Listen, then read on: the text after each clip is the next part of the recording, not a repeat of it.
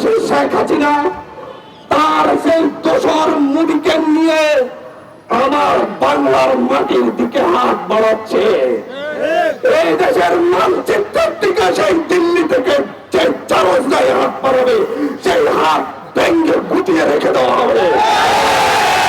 এইটা চিন্ময় দাসের রূপে হোক, ইস্কনের রূপে হোক, আনসার লীগের রূপে হোক, যেটার রূপেই হোক, এই হাত ভেঙে দেওয়ার জন্য এদেশের মানুষ প্রস্তুত। আমরা জীবন দিতে শিখেছি, আমরা অলরেডি শহীদ হয়ে গিয়েছি, আমাদের মৃত্যুর আর কোনো ভয় নেই। আমাদেরকে আরেকবার লড়তে বাধ্য করবেন না। আমাদের আলিফ ভাইয়ের বাবা যে ধৈর্যের পরিচয় দিয়েছেন, এটাকে আপনারা দুর্বলতা ভাববেন না, এটা আমাদের প্রস্তুতি মাত্র। সেই পশ্চিমবঙ্গে বসে নিজের রাজ্যে গোহারা মেরে সুমন্ত অধিকারী নাকি আমার দেশের সীমানার অভ্যদের ঘোষণা দেয়। সুবর্ণ অধিকারীর বাড়ি অপরার জন্য সেই কলকাতার ভাই বোনেরা অপেক্ষা করছে।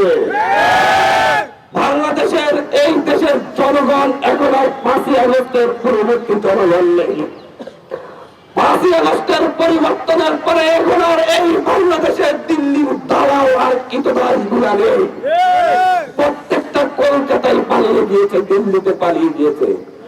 বাংলায় যারা আছে সবাই দেশপ্রেমিক। এই দেশপ্রেমিকদের মধ্যে এখন আছে দিল্লির দালালদের যে ভুল চারটা এখন লুকিয়ে আছে। তাদের বিরুদ্ধে দেশের সকল ছাত্র সংগঠন একসাথে গত পরশুদিন জিরো টলারেন্স ঘোষণা করেছে।